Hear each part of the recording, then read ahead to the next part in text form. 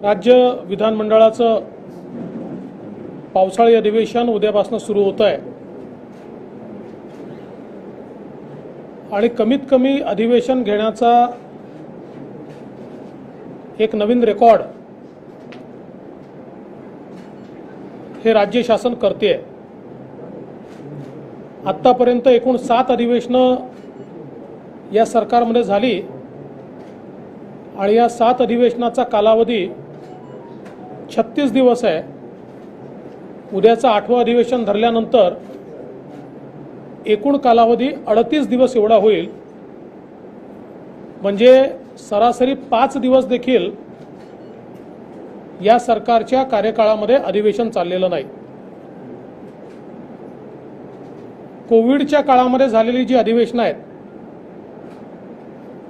त्याचं एकूण जर दिवस आपण बघितले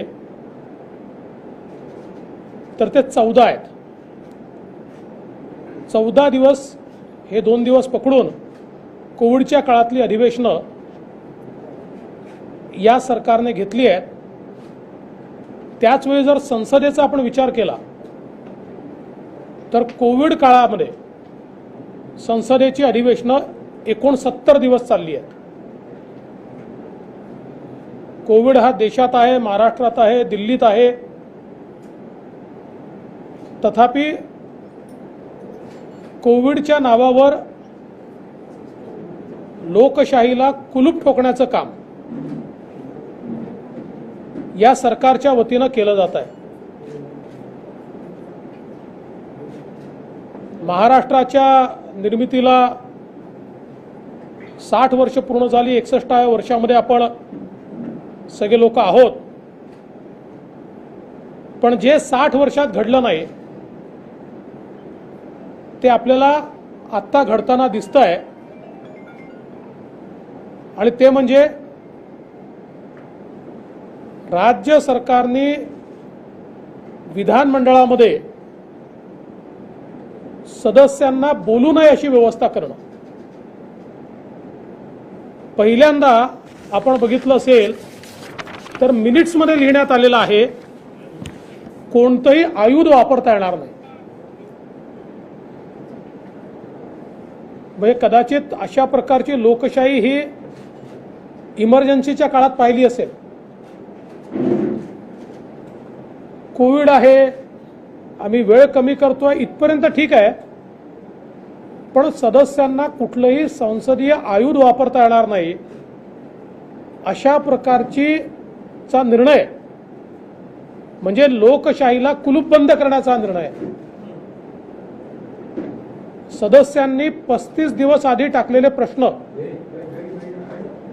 आपल्या लोकशाहीमध्ये हे जे काय आपण एक्झिक्युटिव्ह ज्याला म्हणतो त्याच्यावर लेजिस्लेचरचा अंकुश आहे, आणि तो अंकुश अधिवेशनाच्या माध्यमातून, प्रश्नांच्या माध्यमातून, लक्षवेधीच्या माध्यमातून, चर्चेच्या माध्यमातून असतो। 35 दिवस आधी टाकलेले प्रश्न व्यपगत होतील अशा प्रकारचा निर्णय घेण्यात आलाय। आता हे व्यपगत का करण्यात आले आहेत? याच्यामध्ये तर अधिवेशन बोलवावं लागत नाही, हे अतारांकित करता येतात आणि लेखी उत्तर देता येतात। यापूर्वी ज्यावेळी प्रश्न उत्तराचे तास होऊ शकले नाहीत अशा काळातली उत्तरं मिळालेली आहेत। ज्यावेळी दिवस कमी झाले ती अतारांकित झाली आहेत, पण प्रश्नच विचारायचे नाही आणि विचारले तर त्याला उत्तर देणार नाही। मग एवढे अधिकारी आणि कर्मचारी विधानमंडळात बसवले आहेत आणि एवढे अधिकारी कर्मचारी राज्य शासनाच्या सेवेत आहेत। त्याचा एक्झॅक्ट आकडा सुधीरभाऊ सांगू शकतील, तुम्हाला पाठ नाही आहे, पण एवढे सगळे अधिकारी या ठिकाणी असताना हे काय माशा मारायला बसवले आहेत? साधी उत्तरं देखील द्यायची नाहीत। भ्रष्टाचाराची प्रकरणं घडली त्या संदर्भात प्रश्न विचारल्यानंतर इथं सर्रास त्यांना कळवून देण्यात आलेलं आहे की आता तुमच्याकडे आलेल्या प्रश्नांवर कारवाई करण्याची आवश्यकता नाही आहे, कारण ही प्रश्न आम्ही व्यपगत केली आहे। तुमच्याकडे आलेल्या लक्षवेधीवर कारवाई करण्याची आवश्यकता नाही आहे, आम्ही ही व्यपगत केली आहे। म्हणजे तुम्ही काहीही अनिर्बद्ध कारभार करा आता तुम्हाला प्रश्न विचारणारा कोणी नाही, कोणाचा अधिकार नाही. म्हणून मी म्हटलं लोकशाहीला कुलूप ठोकण्याचं काम या ठिकाणी करण्यात आलं. आता आपण जर अधिवेशनाची रचना बघितली, उद्या अधिवेशन सुरू होणार आहे, पुरवणी मागण्या मांडल्या जातील, शोकप्रस्ताव होईल. आमची माहिती अशी आहे की पुन्हा एकदा लोकशाहीच्या सगळ्या प्रथा परंपरा पायंडे नियम पायदळी तुडवून उद्याच काही बिलं मांडण्यात येणार आणि उद्याच त्याच्यावर चर्चा घेण्यात येणार आहे. आणि नंतर परवाचा दिवस हा पुरवणी मागण्यांवर देण्यात आलेला. पुरवणी मागण्या कुठलंही आयुध वापरायचं नाही आणि नियमाने जायचं, याचा अर्थ काय आहे तर स्ट्रिक्टली पुरवणी मागण्यांमध्ये ज्या मागण्या असतील त्याच्या पुरतं तुम्हाला बोलता येईल, त्याच्या व्यतिरिक्त तुम्हाला बोलता येणार नाही. म्हणजे महाराष्ट्रामध्ये आरक्षणाचे प्रश्न आहेत, ओबीसी आरक्षण, मराठा आरक्षण, या संदर्भातली कुठली तरतूद जर पुरवणी मागणीमध्ये नसेल तर तो विषय मांडता येणार नाही. आज महाराष्ट्रामध्ये शेतकऱ्यांचे प्रश्न इतके ऐरणीवर आले आहेत. पीक विमा मिळालेला नाही, मागच्या वर्षीचा केवळ 18% पीक विमा मिळाला आहे. दुधाचा जो शेतकरी आहे 15 रुपयाला भाव गेलेला आहे. धानाचा एवढा घोटाळा चाललेला आहे. मोठ्या प्रमाणात सगळ्या प्रकारचे शेतकरी अडचणीत आहेत. आता विषय मांडायचा कसा? त्याच्यावर जर तरतूद नसेल तर तो विषयच उपस्थित करता येणार नाही. वेगवेगळे जे विषय, आज एवढी विषयांची यादी आहे, 100 पेक्षा जास्त विषय आहेत की जे अत्यंत महत्त्वाचे विषय आहेत. पण या विषयांवर बोलण्याकरता कुठलंही आयुध आमच्याकडे शिल्लक ठेवलेलं नाही. कोरोनाची स्थिती असेल, कोरोनाच्या मृत्यूची लपवाछपवी असेल, म्युकरमायकोसिस सारखे आजार असतील, लॉकडाऊनमुळे तयार झालेल्या 12 बलुतेदारांच्या समस्या असतील, विविध घटकांचे प्रश्न असतील, शेतकऱ्यांचे प्रश्न तर मी सांगितलेच आहे. सोयाबीन, आंबा, केळी, कापूस, सगळ्या शेतकऱ्यांचे प्रश्न या ठिकाणी आहेत. पायाभूत सुविधा, मेट्रोचे असतील, रस्त्यांचे असतील, याचे प्रश्न आहेत. राज्यात गुंतवणुकीचा ओघ थांबलेला आहे, त्या संदर्भातले विषय आहेत. आणि विशेषतः मोठ्या प्रमाणात राज्याच्या विविध खात्यांमध्ये होणारा भ्रष्टाचार, या भ्रष्टाचारावर आम्ही बोलूच नये अशा प्रकारची अधिवेशनाची रचना यावेळेस करण्यात आली आहे. कारण यातले 90% विषय हे पुरवणी मागण्यांमध्ये नसतील आणि त्यामुळे त्याच्या संदर्भात आम्हाला टेक्निकली बोलू दिलं जाणार नाही, हे स्पष्टपणे या ठिकाणी दिसत आहे.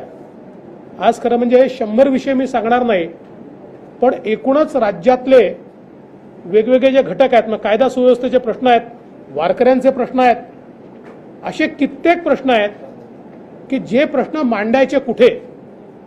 आणि म्हणून आम्ही हा निर्णय केला आहे की आम्ही निश्चित सभागृहात ज्या प्रकारे जे मांडता येईल मांडण्याचा प्रयत्न करू, पण जे मांडू दिलं जाणार नाही. लोकशाहीला कुलूप लावल्यामुळे लोकशाही थांबेल असं जर कोणाला वाटत असेल तर लोकशाहीला कुलूपही लावता येत नाही आणि लोकशाही थांबतही नाही. त्यामुळे तिथे जे मांडता येईल तिथे मांडू, मांडता येणार नाही ते बाहेर मांडू, माध्यमांसमोर मांडू, रस्त्यावर येऊन मांडू, जनतेमध्ये जाऊन मांडू. पण अशा प्रकारे लोकशाहीची थट्टा ही तात्काळ बंद केली पाहिजे. आणि यापूर्वी देखील आम्ही सांगितलं, कोरोनाच्या नावावर अधिवेशन संपवलं जातं आणि बाकी सगळ्या गोष्टी सुरू आहेत. कोरोनाच्या नावाने बाकी सगळ्या गोष्टी सुरू आहेत. आणि म्हणून या ठिकाणी विरोधी पक्ष म्हणून आक्रमकतेनं पण संयमानं आम्ही जनतेचे प्रश्न मांडू आणि जे मांडता येणार नाही ते जनतेच्या फोरमवर जाऊन मांडू. उद्या मग आम्हाला कोणी हे म्हणू नये की तुम्ही आंदोलन कशा करता. का आंदोलन होणार नाही? जिथे प्रश्न मांडायचे तिथे जर मांडू दिले नाही तर आंदोलनं होतील, जनतेत जाऊन ते मांडावे लागतील. मला असं वाटतं राज्य सरकारने अधिवेशनापासून पळ काढलेला आहे. हे सरकार अधिवेशन फेस करू शकत नाही. ज्या प्रकारे वसुलीचे प्रकरण या सरकारमध्ये बाहेर येत आहेत, ज्या प्रकारची वेगवेगळी प्रकरणं आता येऊ घातली आहेत, यामुळे अधिवेशनच फेस करायचं नाही असा सरकारचा प्रयत्न दिसतोय. पण आम्ही सरकारचा चेहरा उघडा पडल्याशिवाय राहणार नाही. चहापानला जी परंपरा असते त्यासाठी तुम्हाला बोलवून याच्यावर तुमची काय प्रतिक्रिया? तुम्ही जाणार न जाणारा पुढचा पालक त्यावर काय? अहो, चहापान ही तर फार छोटी परंपरा आहे. जे नियम, कायदे आणि परंपरा त्या सगळ्याच पायाखाली तुडवल्या जात आहेत. प्रश्न विचारायचे नाही म्हणजे काय?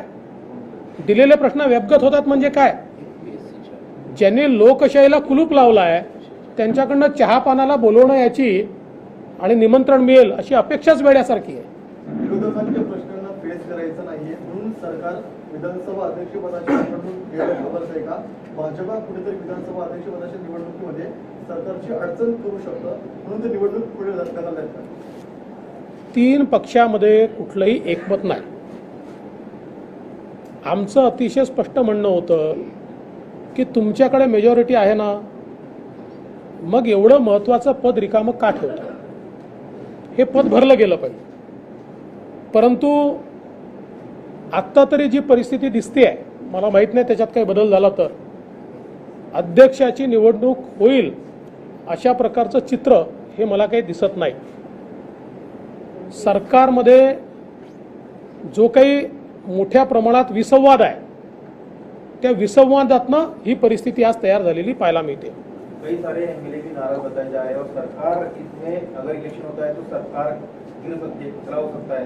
इस कारण सरकार भाग रही है, ऐसा आपको लग रहा है? देखिए, कुछ चीज़ें जो होती है ना, ये लार्जर पॉलिटिकल स्ट्रैटेजी का भाग होती है और ऐसी लार्जर पॉलिटिकल स्ट्रैटेजी ये हम प्रेस कॉन्फ्रेंस में तो नहीं बोल सकते. महाविकास आघाडीचे अनेक नेते म्हणतात की भाजप केंद्राकडे पत्र पाठवून कुठेतरी दबाव आणण्याचा प्रयत्न करते. मग ते रोहित पवार म्हणतात, मुश्रीफ म्हणतात, सर्वजण म्हणतात, हा दबाव आणण्याचा प्रयत्न सुरू आहे. मला असं वाटतं की दबाव आणण्याचा विषयच नाही आहे. आज ज्या सगळ्या चौकशा चाललेल्या आहेत माननीय उच्च न्यायालयाने दिलेल्या आदेशामुळे चाललेल्या आहेत. माननीय उच्च न्यायालयाचा आदेश हा आल्यानंतर जर चौकशा होत असतील तर उद्या तुम्ही असं म्हणाल की उच्च न्यायालय देखील दबाव आणताय. विरोधी पक्षाचं काम काय आहे? एखादा घोटाळा बाहेर आला, एखादा आरोप झाला, एखादं पत्र बाहेर आलं तर त्याच्यावर चौकशी झाली पाहिजे अशी मागणी करणं हा विरोधी पक्षाचं काम आहे, तो आमचा अधिकार आहे. आणि आमच्या अध्यक्षांनी जे पत्र पाठवलं आहे ते हेच पत्र पाठवलेलं आहे की अशा प्रकारे इतके गंभीर आरोप होत असतील तर या आरोपांची चौकशी झाली पाहिजे.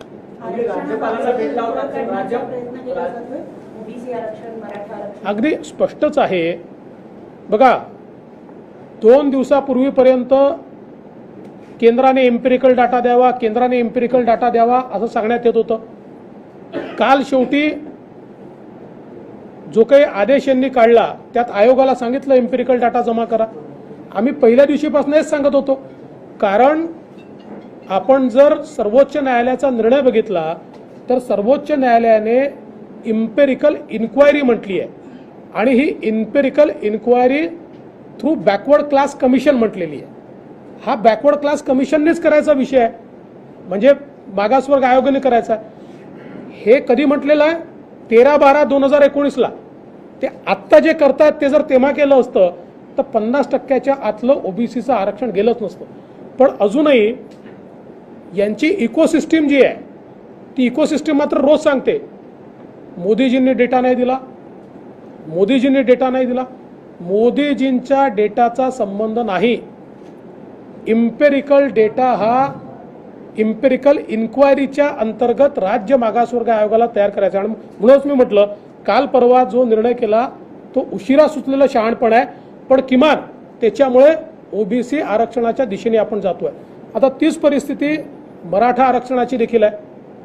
मराठा आरक्षणामध्ये न्यायमूर्ती भोसले कमिटीने जो निर्णय दिलाय त्याच्यात स्पष्टपणे म्हटलेलं आहे की जोपर्यंत राज्य मागासवर्ग आयोग मराठा समाजाला मागास ठरवत नाही आणि तो रिपोर्ट पाठवत नाही तोपर्यंत आरक्षण हे देता येणार नाही.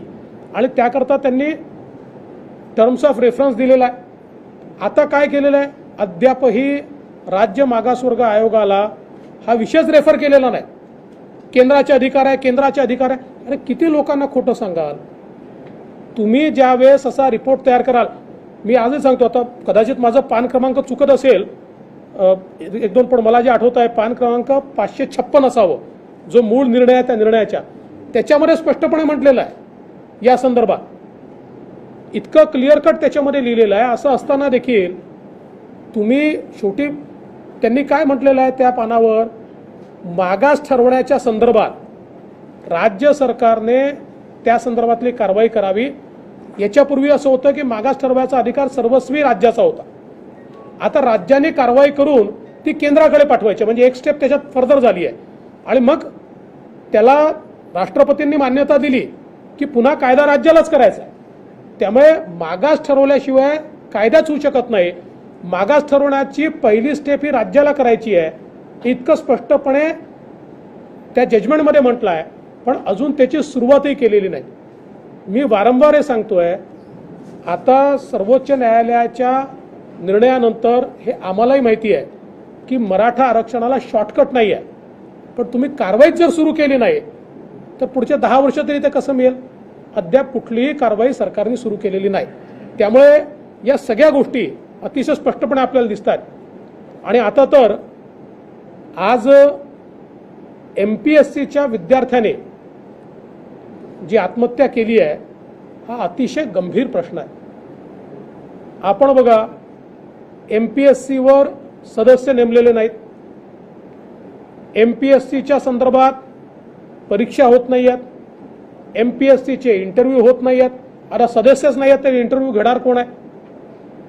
आणि मग अशा प्रकारे पास झालेले विद्यार्थी हे जर निराशेने आत्महत्या करत असतील तर कुठेतरी राज्य सरकारला खडबडून जाग आली पाहिजे. आणि माझं तर मत असं आहे, एकतर तात्काळ MPSCवर सदस्य नेमले पाहिजेत आणि MPSCचं पूर्ण ओव्हरहॉलिंग केलं पाहिजे. आज ज्या प्रकारे आपल्याला ही सगळी कारवाई दिसते आहे की कुठल्याही परीक्षा होत नाही, कुठे इंटरव्ह्यू होत नाही, 2-2, 3-3 वर्ष पास होऊन पडलेले आहेत मुलं, पण त्याच्यावर कुठली कारवाई होत नाही आहे. याच्याकडे विशेष लक्ष देण्याची आवश्यकता आहे. आजची घटना ही अत्यंत गंभीर अशा प्रकारची घटना आहे. सर, ठाकरे सरकारने गेल्या 16 महिन्यामध्ये प्रसिद्धीवर 155 कोटी खर्च केले, म्हणजे महिन्याला 10 कोटी रुपये प्रसिद्धीवर खर्च होता. अशी माहिती आता माहिती अधिकारी यांचं यावर्षीचे 246 कोटी बजेट आहे, आपलं 26 कोटी सर्वात हायएस्ट बजेट आहे. असं आहे, मला आत्ताच आमच्या माजी वित्तमंत्र्यांनी माहिती दिलेली आहे 246 कोटी हायएस्ट बजेट. आत्ता यांनी प्रसिद्धीचं बजेट 246 कोटीचं केलेलं आहे, जे आपल्या काळात किती होतं, सुरुवात 26 कोटी 26 कोटी होतं पहिल्या वर्षी आमचं. 26 कोटीचं बजेट होतं, ते 246 कोटी केलं आहे. प्रसिद्धी करतात कशाची आहे, कामं तर सगळी बंदच आहेत, नवीन काम कुठलंही सुरू झालेलं नाही. मग नेमकी कशाची प्रसिद्धी चालली आहे आणि कोणाची प्रसिद्धी चालली आहे.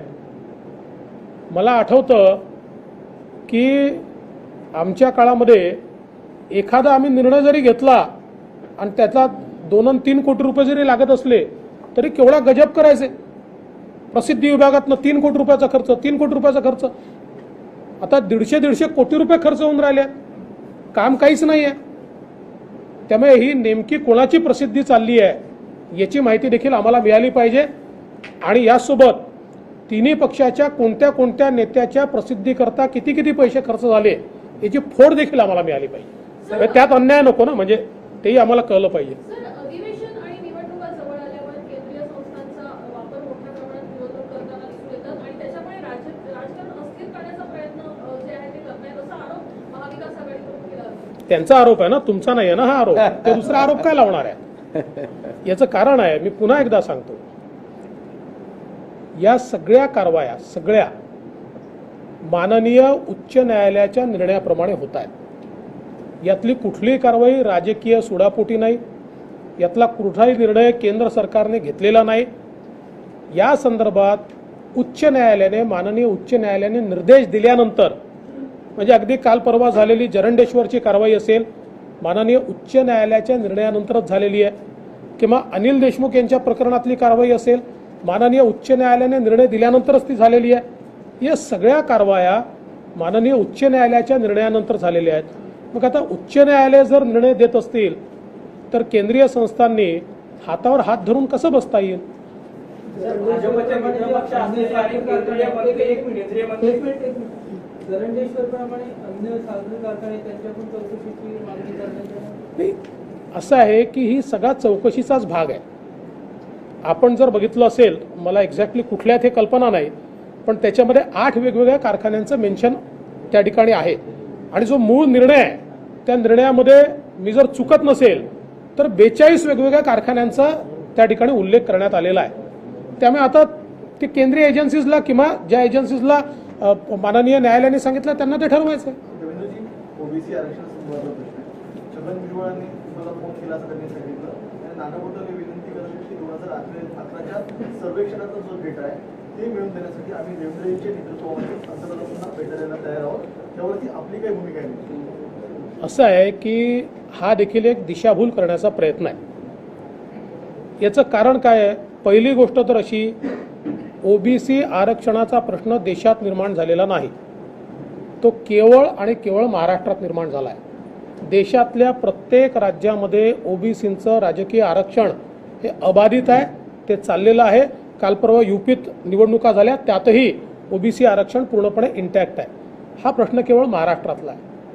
दुसरा, मी वारंवार हे सांगितलं की सेन्सस डेटा आणि इम्पेरिकल डेटा याच्यामध्ये फरक आहे. सेन्सस डेटाची आवश्यकता नाही आहे. सेन्सस डेटाच्या संदर्भातही सांगतो, कारण याही संदर्भात अनेक गोष्टी सांगण्यात येत आहेत. हा सेन्सस झाल्यानंतर UPA सरकारच्या काळामध्ये याच्यामध्ये हा SECC होता, म्हणजे सोशिओ इकॉनॉमिक कास्ट सेन्सस. त्यातलं सोशिओ इकॉनॉमिक त्याच वेळी देण्यात आलं आणि कास्ट सेन्सस हे विथहोल्ड करण्यात आलं.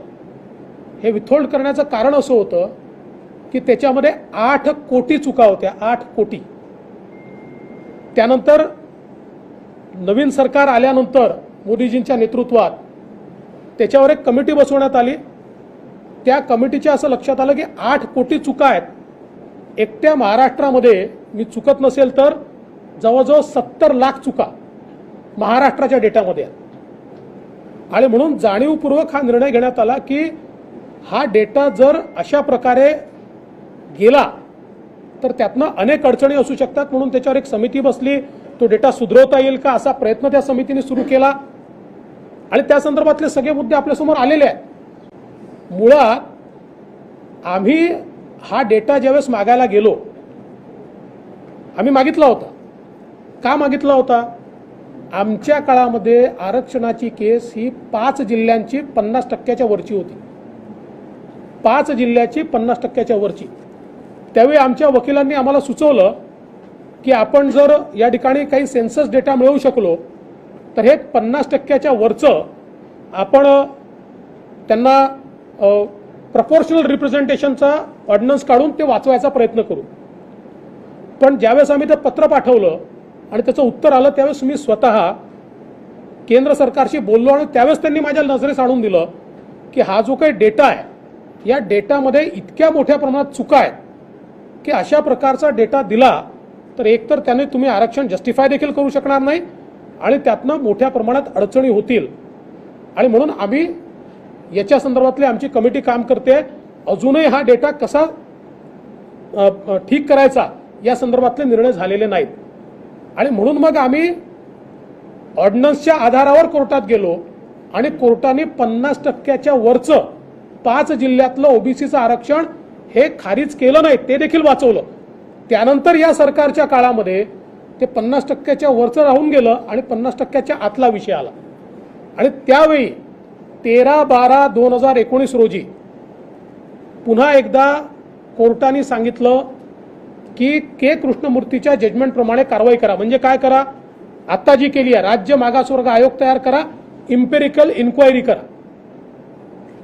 त्यावेळेस जर आम्ही नुसता हा आदेश काढला असता आणि कोर्टाला नेऊन दाखवला असता, तर जसं देशाच्या इतर सगळ्या भागांमध्ये 50% आतलं ओबीसी राजकीय आरक्षण टिकलेलं आहे, तसंच महाराष्ट्रातलं टिकलं असतं. 15 महिने आम्ही ते केलं नाही आणि म्हणून कोर्टाने, तुम्ही कोर्टाचा निर्णय बघा, त्यात त्यांनी नमूद केलं आहे की फ्लिम्झी ग्राउंड्सवर राज्य सरकार केवळ तारखा मागते आहे आणि या ठिकाणी जी कारवाई सांगितली आहे ती करत नाही आहे आणि त्यामुळे ते गेलेलं आहे. म्हणून मला असं वाटतं की हे डेटाच्या संदर्भात हे दिशाभूल करण्याचं काम आहे. इम्पेरिकल इन्क्वायरी हा शब्द आहे आणि आता हे करता येतं की नाही करता येत याचं एक उदाहरण सांगतो. मराठा आरक्षणाच्या वेळी तेव्हा तर कुठलं सेन्सस नव्हतं मराठा समाजाचं, म्हणून आम्हाला ज्यावेळेस तो प्रश्न पडला की इम्पेरिकल डाटा, आम्ही 5 एजन्सीज नेमल्या. त्या 5 एजन्सीजने 4 ते 5 महिन्यामध्ये मराठा आरक्षणाकरता इम्पेरिकल डाटा तयार केला आणि मराठा आरक्षणाचा जो निर्णय आहे, निकाल आहे सुप्रीम कोर्टाचा, त्या निकालामध्ये काही गोष्टी आपल्या विरोधात गेल्या असतील, पण त्याच्यामध्ये आपण तयार केलेला डेटा हा मात्र त्यांनी स्ट्राईक डाऊन केला नाही. तो डेटा त्यांनी मान्य केलेला आहे. मग जर मराठा समाजाकरता तेव्हाचं सरकार हे 5 महिन्यामध्ये इम्पेरिकल इन्क्वायरी करून इम्पेरिकल डाटा तयार करू शकते, तर आताचं सरकार 18 महिने हे का करू शकत नाही? आणि मग मोदींकडे डेटा मागा, केंद्र सरकारकडे डेटा मागा, सेन्ससचा डेटा मागा. करायचं नसेल तर बहाणे आहे, करायचं असेल तर रस्ता आहे. आता रस्त्याने जायचं की बहाण्यावर जायचं हे या सरकारला ठरवावं लागेल. महाराष्ट्राच्या राजकारणात भूकंप होईल अशा चर्चा आहेत. सेना आणि भाजप यांच्या बैठकांचं सत्र सुरू आहे असंही बोललं जातं. ते काही शिवसेनेचे नेते आणि तुमच्या नेत्यांची भेट कोणाच्या भेटीगाठी झाल्या याबद्दल मला कल्पना नाही. अधिकृतपणे भाजप, सेना किंवा कुठल्याही पक्षाची आमची भेटगाठ नाही, कोणाशी आमची चर्चा नाही. भारतीय जनता पक्ष हा एक सक्षम विरोधी पक्ष म्हणून या ठिकाणी काम करतोय. जनतेच्या आशा, आकांक्षा आणि अपेक्षा पूर्ण करण्याकरता कुठल्याही स्तराला जाऊन विरोधी पक्ष म्हणून जनतेकरता लढाई लढण्याची आमची तयारी आहे. प्रताप सरनाईक यांनी एक पत्र लिहिलं होतं, त्यामुळे त्यांनी सांगितलं होतं की भाजप आणि शिवसेनेचे नेते जवळीक अजूनही कायम आहे. अधिवेशनाच्या काळात समन्वयाची वेळ मिळते तर पुन्हा मनोमिलन होण्याची शक्यता आहे अशी भीती. आमच्यात शत्रुत्व नव्हतंच ना, कधी शत्रू थोडी आहोत आम्ही. आमचे वैचारिक मतभेद झाले कारण आमचा हात सोडून, आमच्यासोबत निवडून आलेले आमचे मित्र आमचा हात सोडून ज्यांच्या विरुद्ध निवडून आले त्यांचा हात पकडून निघून गेले. त्याच्यामुळे मतभेद उभे झाले ना. ते काही धुऱ्याचा वाद थोडी आहे काही, म्हणजे सुधीर भाऊचा धुरा काही उद्धवजीच्या धुऱ्याला लागून आहे आणि त्यांनी यांच्या धुऱ्यावर काही अतिक्रमण केलं असं नाही आहे. त्याच्यामुळे हा काही आमचा धुऱ्याचा वाद नाही आहे किंवा आमचं कुठलंही शत्रुत्व नाही आहे, पण वैचारिक मतभेद आहेतच. त्यांचा हात सोडून ते इकडे आले, त्यांचा हात सोडून ते इकडे आले तर तुमची तयारी आहे? राजकारणामध्ये जर तरला अर्थ नसतो. परिस्थिती जी येते त्या परिस्थितीवर निर्णय होत असतात. जर तरवर जे राजकारणी राहतात ते स्वप्नच पाहत राहतात. रामदास आठवले असं म्हणाले की देवेंद्र फडणवीस यांनी 2.5 वर्षापूर्वी माझा ऐकला असतं तर आज ते मुख्यमंत्री झाले असते आणि 2.5 वर्षाचा फॉर्म्युला चांगला ठरला असता. सोडून दे. रामदासजींनी योग्य वेळी योग्य लोकांचं ऐकलं असतं तर ते महाराष्ट्राचे मुख्यमंत्री राहिले असते. सर, मागील अधिवेशनामध्ये सुजय चव्हाण प्रकरणाचे पुरावे ठरल्यामुळे संजय राठोडांचा राजीनामा झाला. परमवीर सिंगांच्या पत्रामुळे राष्ट्रवादीचे अनिल देशमुखांचा राजीनामा झाला. पावसाळी अधिवेशनामध्ये जे सचिन वाझेंचं पत्र आलेलं आहे त्या संदर्भात तुमचा ठराव पास झालेला आहे. अजित पवार आणि अनिल परब यांच्या राजीनाम्याची तुम्ही मागणी करणार आहात? असं आहे की 2 अधिवेशनांमध्ये हे 2 राजीनामे झाल्या किंवा मागच्या अधिवेशनात 2 राजीनामे झाल्यामुळे आता सरकारी पक्ष जो आहे तो बचावात्मक परिस्थितीमध्ये आहे आणि पुन्हा कोणावर राजीनाम्याची अवस्था येऊ नये म्हणून अधिवेशनच घ्यायचं नाही, घेतलं तर बोलू द्यायचं नाही, आयुध वापरू द्यायचं नाही, अशा प्रकारचा प्रयत्न हे ते करतायत. आम्ही काही माणूस टार्गेट ठेवून करत नाही, पण ज्याच्याबद्दल सापडेल त्याचा राजीनामा मागू. गिरिधर जी, आपने कहा कि राजनीति में शिवसेना से आपसे कोई दुश्मनी नहीं है, लेकिन आने वाले दिन क्योंकि शिवसेना नेताओं की भाषा जो है अभी सॉफ्ट नजर आ रही है। भले संजय राउत ने कहा है कि सरकार टिकेगी, लेकिन नरेंद्र मोदी हमारे भाई है, प्रधानमंत्री से ज्यादा हमारे भाई का रिश्ता कायम है, इस तरह के उनके बयान आ रहे हैं। देखिए, संजय राउत जी एक ऐसे व्यक्ति है कि वो सुबह कुछ कहते हैं, दोपहर को कुछ कहते हैं, शाम को और कुछ कहते हैं और दूसरे दिन और तीसरी चीज़ कहते हैं। तो उनके कहने के ऊपर अगर हम और आप भी अपना मन बनाने लगे और अपनी खबर बनाने लगे तो आपकी खबर सही नहीं होगी। सर, अनिल देशमुख यांचं असं म्हणणं आहे की सचिन वाझे प्रकरणात ज्या पद्धतीने कारवाई केली जाते, सचिन वाझे एक आरोपी आहेत, ते निलंबित आहेत आणि त्यांच्या सामन्याहून जर काही ईडीची चौकशी होत असेल ते चुकीचं आहे असं अनिल देशमुखांचं म्हणणं आहे. नाही, हे अनिल देशमुख साहेबांच्या वकिलांनी कोर्टाला सांगितलं, तरी कोर्टाने इन्क्वायरी करायला सांगितली. त्यामुळे आता आम्ही तर याच्या संदर्भात कॉम्पिटंट नाही आहोत, कोर्टच कॉम्पिटंट आहे. कोर्टाने जर हे म्हणणं मान्य न करता कोर्टाला असं वाटलं की याच्यामध्ये काहीतरी तथ्य आणि इन्क्वायरी झाली पाहिजे, असं जर कोर्टाला वाटत असेल तर मग देशमुख साहेबांना किंवा मला वाटण्याचा काय अर्थ आहे? सर, संजय, तुम्ही जेव्हा ओबीसी आरक्षणानंतर स्टेटमेंट केले की 4 महिन्यामध्ये मी ओबीसी आरक्षण मिळवून देऊ, त्यानंतर संजय राऊतांचं असं विधान आलेलं आहे की तुम्ही म्हटलं की जर मी संन्यास घेईल, जर मिळवून दिलं नाही तर ते म्हटले की देवेंद्र फडणवीस या व्यक्तीची महाराष्ट्राला गरज आहे, त्यांना बिलकुल संन्यास ते घेणार नाही, जर गरज पडली तर मी त्यांना भेटायला जाईल. हो, मी 25 वर्ष राजकारण करणार आहे याच्या पुढे. त्यामुळे मी जेव्हा एखादी गोष्ट बोलतो तेव्हा विचारपूर्वक बोलतो.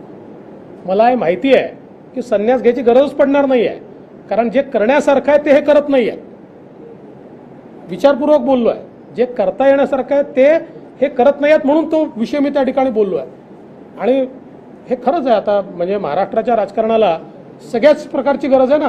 माझीही गरज आहे, त्यांचीही गरज आहे, यांचीही गरज आहे, सगळ्यांचीच गरज आहे. कारण त्याशिवाय राजकारण शेवटी कसं असतं बघा, राजकारण काही एका पक्षाचं नसतं ना. राजकारणामध्ये पक्ष पाहिजे, विरोधक पाहिजे, सगळ्या प्रकारचे लोक पाहिजे. त्यामुळे ठीक आहे, त्यांच्या शुभेच्छा समजूया. भविष्यात कधी युतीची गरज आहे का सर? भविष्यात होणाऱ्या कधी युतीची गरज आहे का? काय काय भविष्यात होणारी कधीची युती नाही तुमची गरज आहे का? म्हणजे मला समजलं नाही. संजय राऊत जे भविष्यात म्हणाले सेना भाजपची युतीची गरज ठरली का? असेल का? तुमची मुलाखत संजय राऊत घेणार आहे, त्या संदर्भात तुमची यापूर्वी बैठक देखील झाली होती. आता तुमची मुलाखत देखील कोणत्या टप्प्यावर आली? तेच ठरवायला आशिष शेलार आणि त्यांची भेट झाली असावी. अधिवेशनाची माहिती कळते की अजून जे पत्रकार परिषद जे होत असते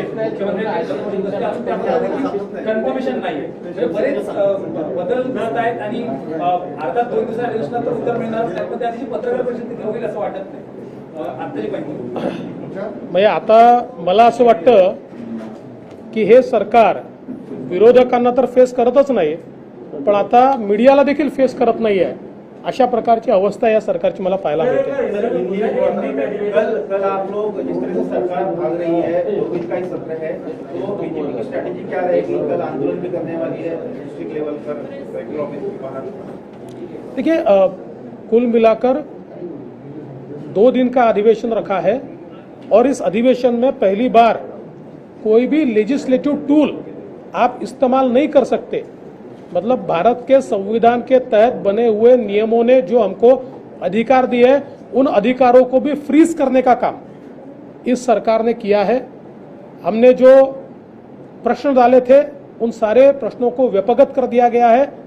हमने जो कॉलिंग अटेंशन मोशंस डाली थी उसको समाप्त कर दिया गया है, निरस्त कर दिया गया है.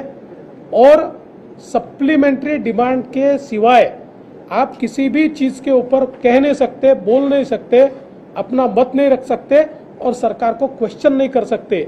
इस प्रकार से एक प्रकार से लोकतंत्र को ताला लगाने का काम इस सरकार ने किया है. हम प्रयास करेंगे जनता के प्रश्न सभागृह में रखने का, और अगर सभागृह में नहीं रख पाए तो जनता के बीच जाकर उन सारे प्रश्नों को हम रखेंगे. पिछले बार आपने जब आप हाउस में बोल रहे थे उस वक्त अनिल देशमुख का विषय आपने उठाया था. इस बार आपकी कार्यकारिणी में बैठक हुई और अजीत दादा और अनिल परब का विषय जो है उसे उठाया गया है. दादा ने पत्र भी लिखा है, तो क्या इस बार हम उम्मीद कर सकते हैं कि अजीत पवार का भी? देखिए, ये हमारी मांग बहुत सीधी है कि अगर श्री परमवीर सिंह इनके पत्र के बाद अगर एक इंक्वायरी श्री अनिल देशमुख जी के ऊपर शुरू होती है तो उसी प्रकार का एक पत्र ये अगर वाजे इन्होंने लिखा है तो उसकी इंक्वायरी क्यों नहीं की जाती। और इसलिए हमारे अध्यक्ष चंद्रकांत दादा पाटिल ने बहुत स्पष्ट शब्दों में ये मांग की है कि ऐसा पत्र जो हमको पढ़ने को मिला है, देखने को मिला है, इसकी जांच की जाए। तो मुझे लगता है कि ये बिल्कुल सही मांग है। इसको कोई मैं ऐसा नहीं मानता कि कोई गलत बात यह है, और ये मांग हमारी रहेगी ही। शरद पवार से लेकर अजित पवार तमाम नेता ये बार बार कह रहे हैं कि बीजेपी सत्ता का दुरुपयोग कर रही है और उनके परिवार को, उनके नेताओं को बदनाम करने का साजिश कर रही है। देखिए, इससे अलग तो वो कुछ कह नहीं सकते, किंतु मैं स्पष्ट कर देना चाहता हूं कि महाराष्ट्र में सेंट्रल एजेंसीज जो भी इंक्वायरी कर रही है वो सारी की सारी inquiry honourable high court of Bombay इन्होंने जो निर्णय दिए उस निर्णय के तहत ये इंक्वायरी चल रही है। उन्होंने इंक्वायरी करने को सेंट्रल एजेंसीज को कहा है, इसलिए सेंट्रल एजेंसी ये इंक्वायरी कर रही है। ये कोई केंद्र सरकार ने लगाई हुई या किसी और ने लगाई हुई इंक्वायरी नहीं है, ये कोर्ट के निर्णय के तहत चल रही इंक्वायरी है।